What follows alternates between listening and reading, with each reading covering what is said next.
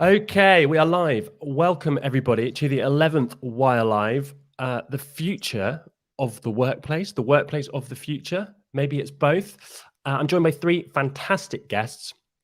We've had some entertaining technical challenges this morning, which I think is indicative of the future of the workplace. But we are coming to you live on YouTube, or if you are watching us back later on your chosen format. I'll introduce my fantastic guests in a moment, but just to sort of frame the conversation for today, the world is waking up. Spring has sprung. I went to London yesterday for the first time since March of 2020. It seems like the narrative is shifting a bit, and it's time to think about what comes next. And so for today, we thought it would be interesting to ask three friends of Wirehive who come from fairly different walks of life what their view on this is, how it's affecting their businesses, how they're planning for the future, and where I suppose what they think the answers might be to the inevitable challenges that are going to come from this new workplace that we're all going to be wrestling with over the years ahead. So without any further ado, let's dive straight in. I'd love to let each of our fantastic guests introduce themselves. So I'll start with Mr. John Haggis from Kepler Wolf. John, what's your name? What do you do? Well, we know what your name is. You will know my name is. So I'm a partner of a law firm called Kepler Wolf, and we are a new law firm. We've only been going for 2 years, and we've from the start really embraced the cloud-first approach. And we've got a team of about 10 lawyers in total, all working through the cloud to support our clients. Thanks, John. Doing it differently in the world of law, it still baffles me how much paper is involved, and I'm very pleased that you're doing your bit to change that. On the day after Earth Day, that seems particularly poignant. And Becky, good morning. Tell us a bit about you. Morning. Hi, yeah. So I'm Becky Sims. I'm founder and CEO at Reflect Digital. We're a digital marketing agency. We sit as part of the lab group. So there's about 35 in my team and probably about 80 or 90 of us across the whole group. And we are spread out across Kent, London, South Africa, and we've got some people dotted all around the world as well.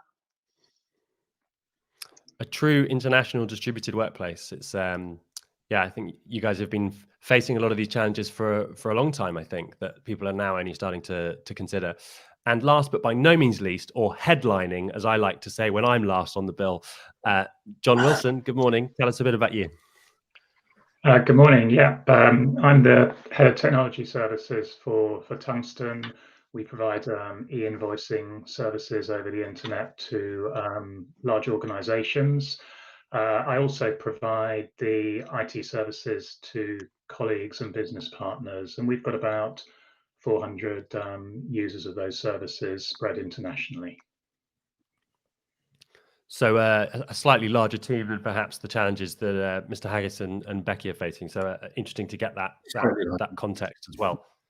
So great. Thank you so much for joining us, guys. This should be a really fun and engaging conversation. So let's start with the question: do you think your teams really know what they want?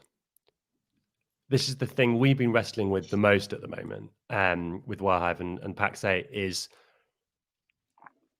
do people really actually know what they're going to want in the future? Because I think right now everybody's kind of coming out of this state we've been in, and there's still a lot of ambiguity about what the different options might be. Mr. Haggis, why don't we come to you? You're in the process of setting up the law firm of the future, I think, in many ways. You probably have quite a clear vision already for how you want it to look. But how do you think your team perceive their options? How are you kind of tackling this with the team about what the future might look like for the firm? So I think, from a basic answer, I don't think anyone can really say they know exactly what they want from the future, from the workplace. But that's kind of the exciting thing, that whereas before the workplace was very much, you had to be in the office 9 till 5, and that was it. It was one size fits all. Now we've got flexibility to just keep changing and keep evolving as to what the workplace is. And as a business owner, we've got to offer our team, the flexibility to work where they choose, where they work best for that particular day, that particular week, that particular month. And so I don't think we're ever going to have a fixed position where you say, right, this is now the new normal, the new normal, which I don't really like as a phrase, but moving forward, we're just going to have to give so much more flexibility, I think, to our employees and our teams, because what the pandemic has shown is that you don't need to be in the office anymore. But there are benefits of being in the office, but there are also benefits of having that flexibility and giving the individual what they need, what they want to choose as their way forward, I think will be the answer. And so, our teams are still looking at, they've always had the flexibility really of choosing where they're going to be for the day, for the work. Are they going to come to the office? Are they going to work from home? And we've always respected that. And that leads to, the work we've been doing on the modern workplace to ensure that our technology and solutions fit what they need.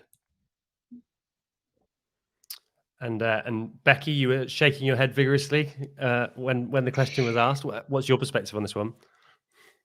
Yeah, I just don't think anyone does know at the moment. I think there's this want to get back into the workplace at the moment because everyone's craving social interactions. And like you, Rob, I went to London for the first time last week, and it was lovely. We didn't get much work done though, because we were all so happy to talk to each other and to be together.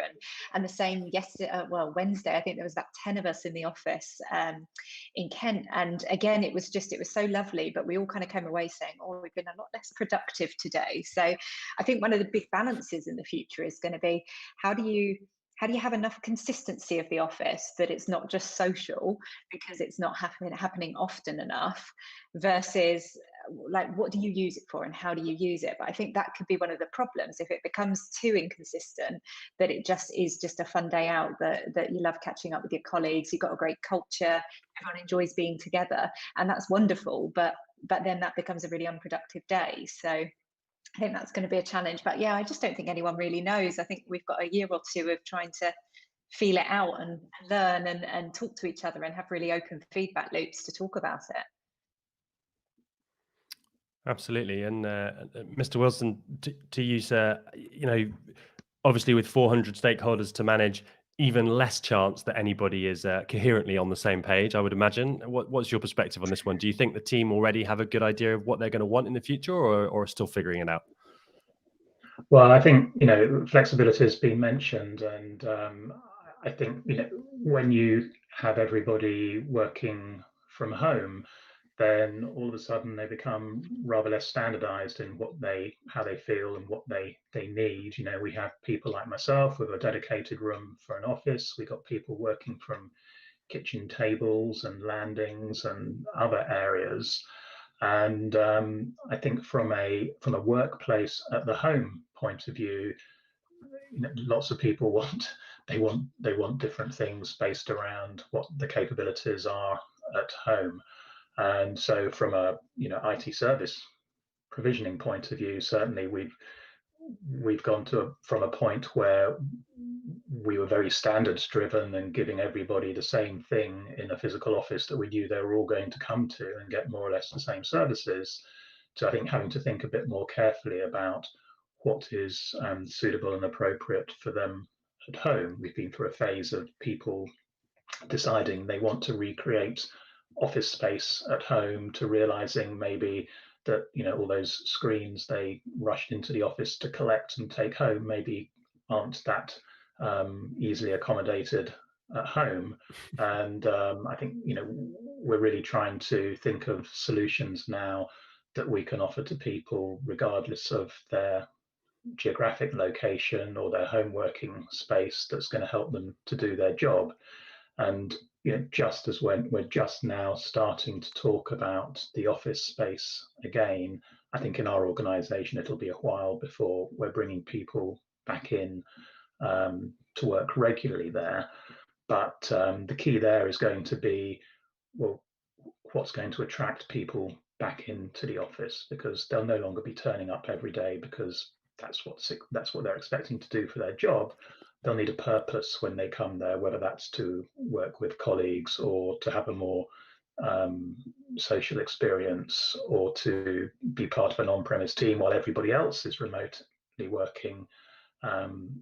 It's really going to be quite a change of position going forwards.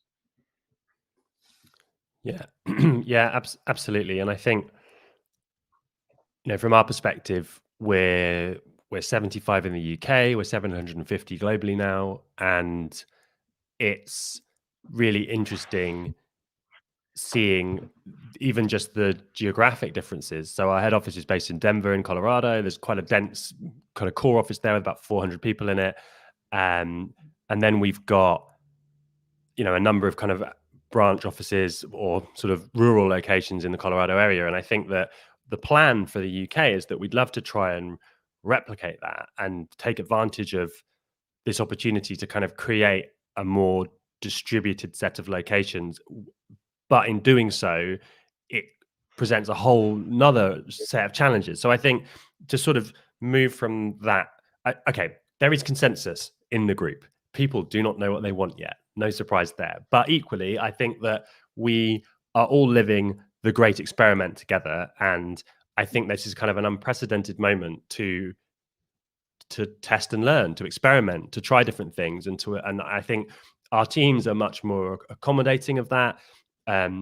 As are we as business leaders. I think everybody accepts that everyone's kind of in this together and there is a lot of uncertainty. And so now is the time to try something different, try something new. And so from our perspective, one of the things that we're trying to kind of come back to my point is that we would love to try and support rural or perhaps, underprivileged areas when it comes to like tech jobs by using remote working and this kind of hybrid work culture to allow us to hire in a much more distributed way. And so I think I'd just like to come to that question really. Like, how are you all seeing that challenge? Are you also considering how this might enable you to actually locate your team in different places? Do you have a longer term view to allow people to work from a central office location, for example? Just sort of interesting to hear where your thinking's got to on that topic. And why don't we'll go to Becky first this time. Yeah, definitely. So we took lockdown as an opportunity to broaden our recruitment. We had been, as much as we did already have a bit of a distributed workforce, we were quite traditional in, it was kind of 9 to 5 in the office in Kent for most of the team. So during lockdown, we were like, well, actually, if we're trying to hire, let's hire the best person for the job and let's not worry, as long as they're on the right time zone and it can work in that sense. I think there's some practicalities that have to come into it. But yeah, we've hired an SEO director in Spain she is very customer facing, but we just took the view that actually, well, she can come to England, obviously when restrictions allow for meetings when needed. But actually, I just think the way we work with our clients has changed so much and we're so much more likely to be doing video calls and it's just so much more productive on both sides of the relationship. So yeah, and we've just hired a salesperson in Derby. Doesn't need to, she can get to London if she needs to, she can travel to meetings, but why wouldn't we, why limit ourselves to just who we can find locally? So I love the idea of kind of looking, especially from a tech point of view at those more rural areas, because it has been a case that they haven't necessarily had the access to some of the big companies and jobs that aren't in their local sphere. So yeah, we're very much broadening the net. But I think then as we start to come back to the office, we are going to need to look at how do we bridge that gap, because for example, if our SEO team are all in the office and she's on a video call as our SEO director, it's not as easy, is it? It doesn't feel as natural. If you're all on a video call, it's a bit different. So I think we've got some challenges there to just look at how do we make that feel right. Yeah, I totally agree with that. And it's interesting if you visit very large global organizations that are tech led, they figured this out a while ago. If you go to any of Facebook's offices, for example, they have these almost like whole floors of just small meeting rooms with a seat for 2 people and a video conferencing unit, just like a hallway of them with little sliding doors all the way down. And one of the things they use those meeting rooms for, I understand, is if they're doing a video conferencing based meeting with any remote participants, if possible, they'll all sort of spread out into those spaces so that everybody is on video together, even if 2/3 of that team are in the building at the same time. So it's interesting that some businesses seem to have found some of the answers to that already. Mr. Wilson, what's your perspective on this? Is it, does this offer Tungsten the opportunity to spread out its hiring and locations a little bit, or is that something you're exploring, or do you think maybe that doesn't fit with your business so well? Well, I certainly think that as a London-based organization, we're now going to be recruiting from further afield in around the UK for UK based roles, and we've certainly gone from an organization that was, the start point was that people would be working in the office, to an organization where we're far readier to accept that people can provide the output they need to from wherever they are. So I think that's definitely changed, and will pretty much stay like that. In terms of looking outside the UK, I think a lot will depend on the sort of roles and what it is we're actually trying to achieve.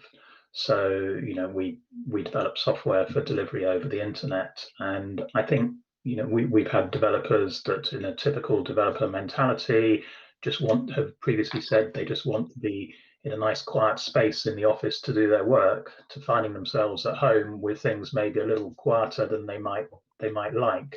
So I think we'll continue to want to identify locations where we can bring people together, but I completely agree with Becky, and I personally believe that those locations are no longer going to be full of tightly packed desks, and we're going to be making more use of technologies like the sort of Microsoft Surface hubs and such like, that allow you to do this shared whiteboarding and such like, and try to include people who aren't present with teams that are present. And we've done a little bit of that in the past, but I think when we look back at that and look forwards, we're going to need to adjust our approach, so that if we've got a digital nomad somewhere quite distant from the project team, then we're going to be looking for ways to better include those people, whereas previously we might have been dragging them back into the office to take part in a project workshop or whatever. And those office spaces are going to have, in my opinion, fewer desks, organized to make the most of the space that's available, whether or not we're still concerned about social distancing. I think the office of the future is going to be more, it is going to be completely differently organized from how it is today. Yeah, I agree, and I think maybe we'll come back to the office design question, because it's an interesting one. But before we do that, Mr. Haggis, what's your perspective? I mean, I get the impression you've already had the luxury of recruiting in a fairly distributed fashion, having never had that big home base, right? In terms of the model you've always been building. Yeah. Has this just been a continuation of that for you, or does it broaden your horizons even further? What's your perspective? I think it's validated the decisions we made when we set up, and we're not the only law firm who've gone down this route, but it's validated it for me, because what it's forced is the way that we as lawyers work with our clients to change. So we've done, we've sold businesses, we've done big transactions all in the cloud. Whereas before you'd have meetings in person to go through things in person. Clients are now used to engaging us remotely, going through documents through, using SharePoint and marking up documents together on a Teams meeting, all the things that we wouldn't have done before. Before the pandemic, we would have sent it by email, you get a different version back, you'd meet up with the client. It was all very laborious, time consuming, and lo and behold, for the traditional firms, that's great, because we can charge for that time. So because the way that we work with clients has been forced to change and to really drag itself into a modern world, it doesn't really matter where our lawyers work, which is the approach we took before. So we've got a team member who works in France at the moment. And when you're on a Teams meeting, you have no idea that she's in France. Like, I have no idea where you guys are right now. You could all be in Timbuktu for all I know. You could be in Denver right now, Bob. It just doesn't matter. And when you send documents out for signature, you do it through DocuSign. It doesn't matter where you are. When you use data rooms, it's all in the cloud. We're lucky, I suppose, in a way, in that a lot of our outputs are based on, the great Microsoft Word. So it's not like we have to have big physical infrastructure that we're sending out to places. And so for me, it's just validated that clients are expecting us to work remotely and to be, in the cloud and just being available like this. And from your perspectives, from a client side, when's the last time you demanded to go and meet your lawyer in person and just sit down in the room with them? Even if it wasn't for COVID, you don't have to do this anymore. So, yeah, for us, we're recruiting people, and we're, our employees. We say, look, you'll work best wherever that is, and if that's 2 days a week at home, or you need to make a decision that morning, that's fine. You will have the same experience working remotely as you will in the office. Yeah, that's fantastic, John. Just a quick follow-up question: do when you're often when you're dealing with the type of work that you do, there might be some counsel on the other side of a transaction or a engagement. Have you found that more traditional firms have had to meet you in your happy place? Have they come to your court, as it were, and are now more comfortable dealing digitally? Most of our experiences have been like that. There's still people out there, and they don't want to do a video call. They want to just do the traditional phone call. And you'll say, well, look, why don't we load the document online and go through it together and mark it up together? It's like, oh, no, we can't do that. I need to go away and think about it. And then we're sending out, sensitive information through links in SharePoint, so we can control who sees it and who accesses it and what they can do to that document. And other law firms, their firewalls will simply say, no, you can't do that. So there is still some kind of resistance from traditional firms with their way of working, but it's been a wholesale change, I think, for the way that lawyers have negotiated deals and worked together collaboratively with other firms. We're not there yet, by a long shot. No, and I think you pointed out perhaps one of the factors that might impede the change, which is billable hours, are as a result of the old way of doing things, right? So then there's a commercial barrier. It can be challenging, but I think for me, that's been one of the big positives. Go on. I think that's good, and it's being that disruptive to our industry that, if you're just charging on a time spent basis, there are faster, more efficient ways of doing things using technology, where if you're just going to charge on that model, you're going to shoot yourself in the foot. And you're then finally giving clients a lot of what they wanted, which was just price certainty. So it's forcing you to change every kind of aspect. And as a young firm, as a new firm, that's why we set up to challenge all those normals and to just operate as a modern business, as opposed to kind of sticking with the traditional 1980s and 1990s business model, but with email. Yeah, absolutely. I bought a house a few months ago and was extremely frustrated by the amount of paper that had to be signed by hand and put in envelopes. As a big advocate of reforestation, as some of you will know, the idea of cutting trees down to sign them with ink just seems absolutely insane to me.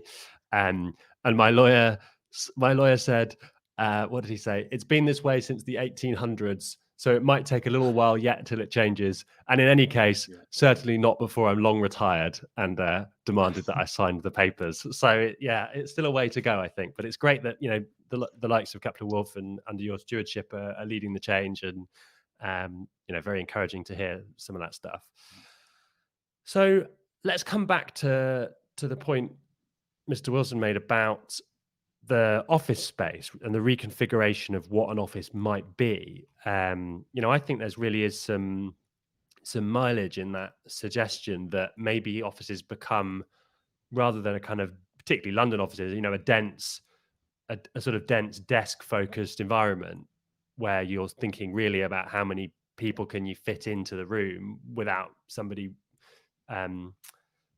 dying from the crush, or even those of us in the slightly more rural areas, just thinking about ultimately it's a place where you have workstations and maybe a few meeting rooms.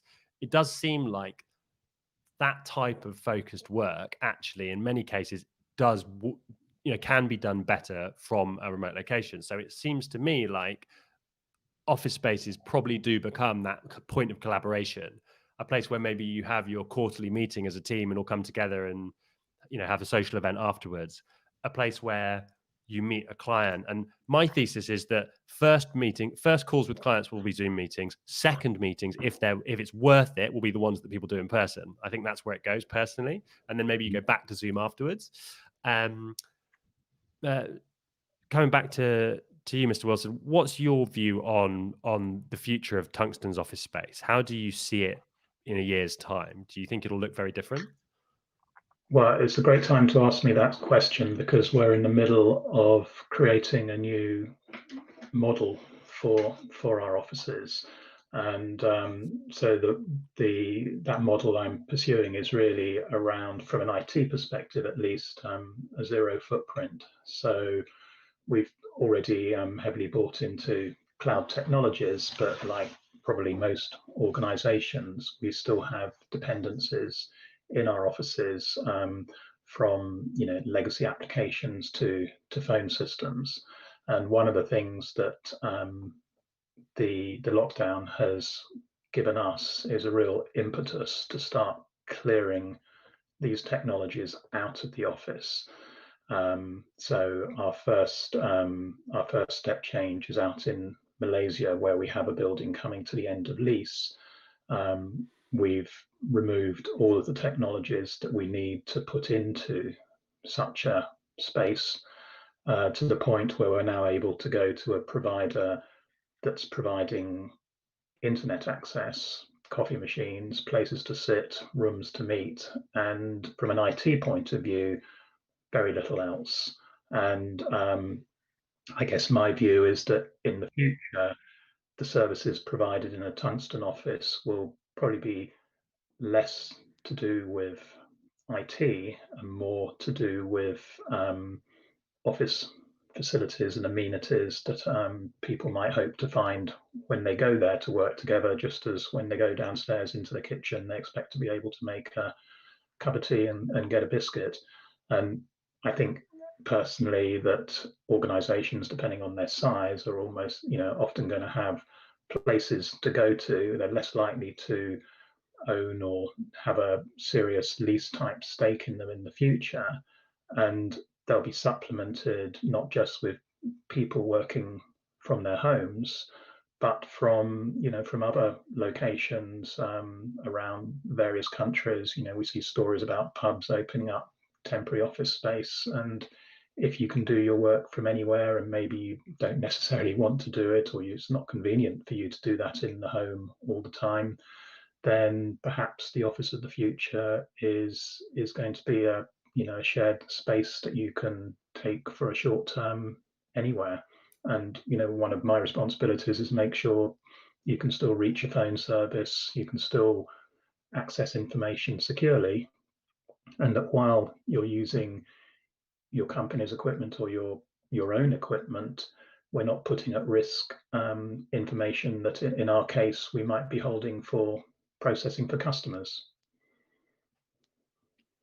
Yeah, and this has always been the great promise of the cloud is consistent work environment from any location, from any device. And I think a lot of businesses got there some time ago, but plenty more are still a way off that reality for their whole team. So it's great to hear a bit about that continued direction of travel. And coming to Becky, as an agency owner, someone who is very familiar with the pub being their office, I'm sure. Becky's probably thinking that doesn't sound that different to how it was before. But joking apart, it would be lovely to hear a bit about your vision for the future of your office space, because I know agencies, the office is a real kind of cultural hub, and there's a real typically there's a kind of vibrancy and a real character to an agency's office. It's a place where clients like to go to spend the day. It's very collaborative. They're often quite cool environments. Certainly a biscuit is available, and probably a bottle of champagne and God knows what else in the fridge in most agency offices. So, Becky, love to hear your future, your vision for the future of your office, and just to touch on, if you can, that question about clients, because I think for you guys, obviously, that meeting with clients, whether it's a pitch or a account management meeting or whatever, is so important. Do you think that continues to happen in that future space or somewhere different? So over to you. Yeah, no, definitely. So we were in a weird place as Reflect Digital, in that when we went down into lockdown last year, we'd only had about 5 months in our brand new beautiful office, which actually I think Wirehive, you guys were the same. I think you'd recently moved as well. So we'd suddenly got this big space, and it was kind of the next part of our journey, and we've hardly used it, which is such a shame. But being there this week actually was a really nice reminder of, we did some collaborative work on a pitch, a couple of us, on Wednesday, and it was so much easier than it was virtually. So I think it is that collaboration space. But what was interesting, there was only 10 of us in the office, and at one point our 4 meeting rooms were busy because people were on calls.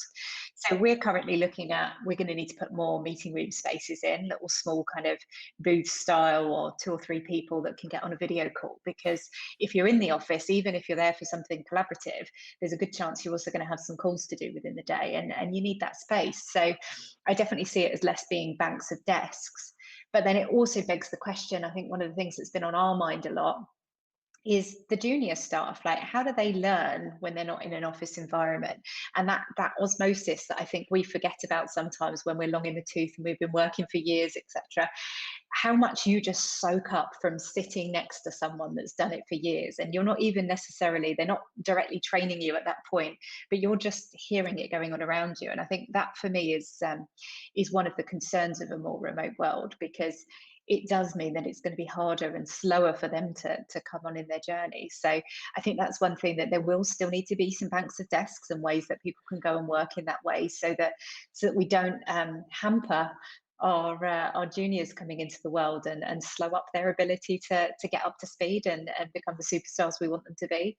And on the client point, yeah, I agree exactly with what you said, Rob, around, I think the first call will be Zoom and video call. Then I cannot wait to get back to pitching in a room. I've got a pitch today, and it's just so hard, because you can't keep your eye on everyone. You can't see if you've got their attention. You do lose their attention sometimes, even in the best of pitches.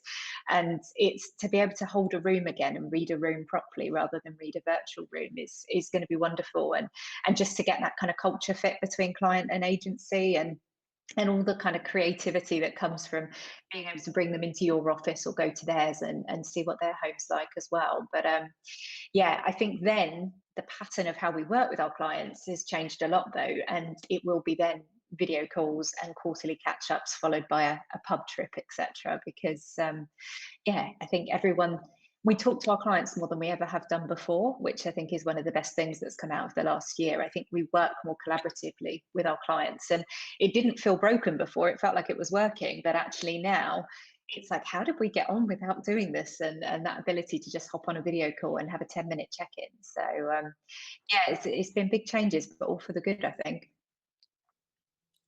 And that's a really interesting comment. So let's just come back to that briefly. So is it as simple as that it's easier to get a half-hour Zoom call in the diary with a client than it is a 2-hour meeting in person? Is that why you feel and also I suppose people aren't as busy themselves, they're not traveling every day, they have more available hours in the day. Is it that simple? I definitely think like travel's a huge part of it, because even so, if I was going into London, I might be able to squeeze 4 meetings in a day, but wow, you're running around London and you're hopping between tubes, etc. And by the last meeting, you're probably not on form because you're ready to go home and sit on the sofa and relax. So that's part of it. But also, yeah, I just think we've had this technology for years, and we did used to use video calls, but not to the extent, and everyone's just got so comfortable with it that actually now, like, so often you might have 2 or 3 emails back and forth, and then it ends up with, should we just jump on a call about this?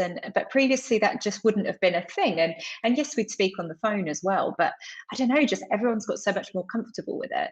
And I think, but I also think there's a world where there's too many calls. So that's definitely been in our recent board meetings, has been one of the things, like, how do we help the team to get the right level of calls? If you book an hour call in, if it's done in half an hour, that's okay. Like, you don't need to drag it out for the hour, and just trying to help people manage things differently. And I think there's probably a big piece of training in all of that for all of us, because it's a different world. And I know I have days still that are just back-to-back calls, and it probably is as draining as running around London. So I think there's something that we're still all learning in how to manage that properly. But yeah, no, I do think just everyone's so much more open to talking on a call. And yeah, it's very rare that someone either doesn't want a video call or doesn't want their camera on, for example.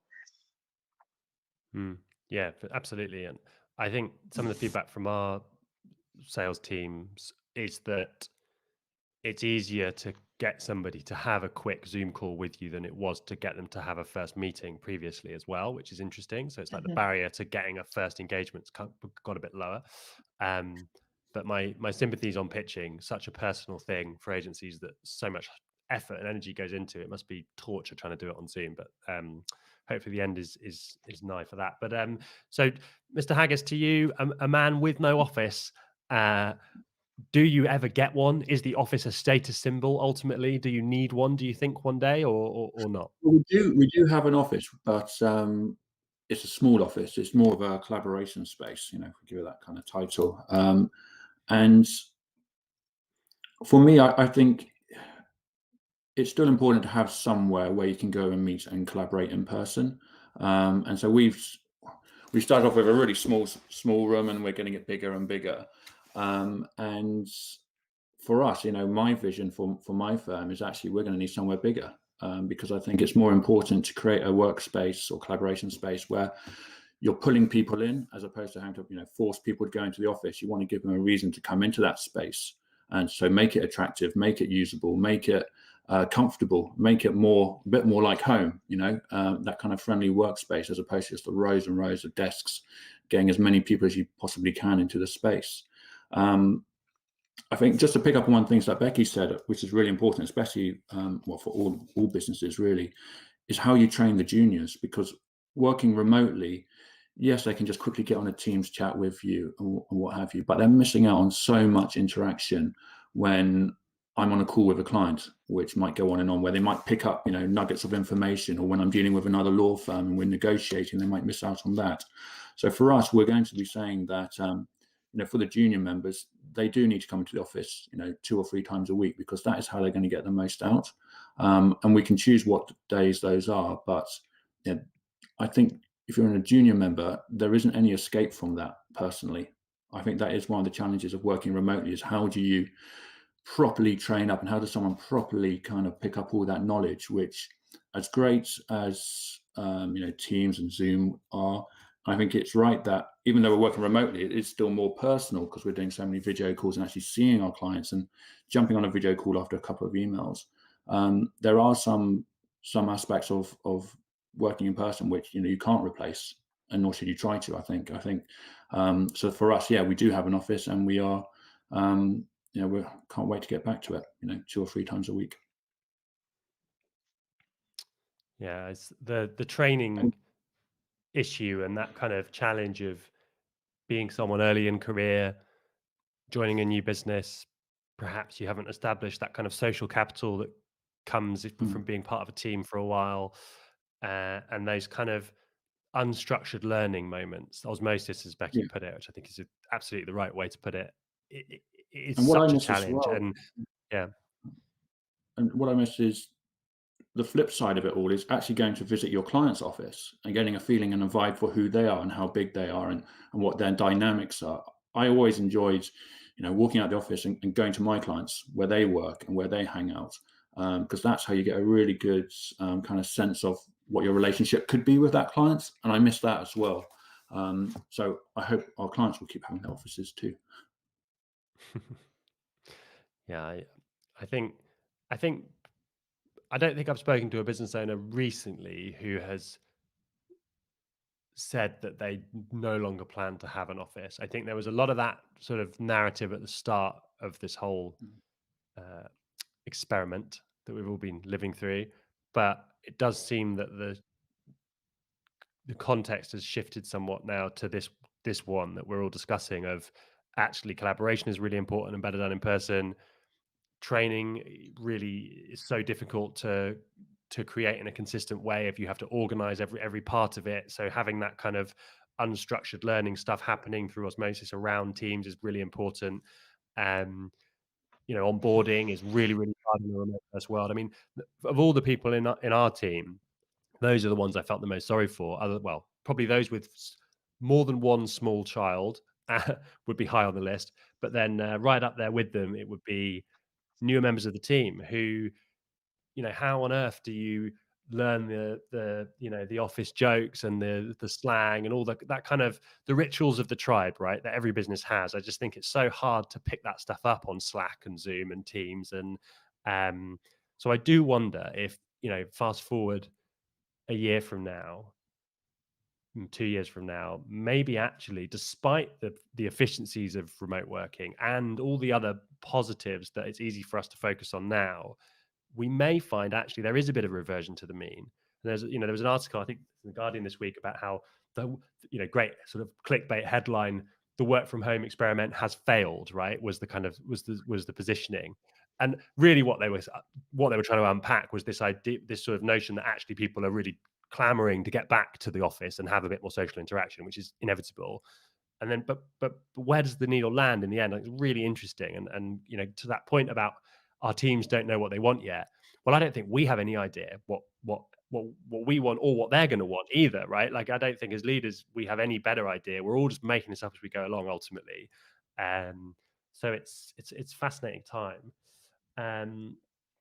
We've got about 5 minutes left. I think let's just round out with predictions. Predictions are a dangerous game, but they're always entertaining. So there we go. I've sort of kicked off with one, which is, I think that ultimately people will spend more time in offices than they think they will today. Like, I think if you ask people today how long they think they'll spend in offices, I suspect in 2 or 3 years it'll be more than that. I don't think it'll ever be 5 days a week again, but my instinct is, 3 days a week is probably the average, and that's where the needle will land. So that's my first prediction. And my second prediction is that I do think that businesses on the whole will spread out their hiring much more than they ever have before, which will do wonders for diversity for all businesses, but also will enable the regeneration of areas of our country that have really struggled to create good employment opportunities, which I think is great. So those are my 2 predictions for the future of the workplace. Mr. Wilson, give us a prediction or 2. What do you think? Okay, well, I think, my first prediction is on the basis of recognizing that, internationally, not everybody's at the same place at the moment. So my first prediction is it's going to take quite a while for a lot of these behavioral things we've been talking about to settle down. We're in a great place in the UK with vaccinations and all the rest of it, but there are lots of other countries that have different social attitudes. They're in different places on vaccination, and it's going to take a longer time for them to move out of the threat of the sort of lockdowns that we're just moving away from.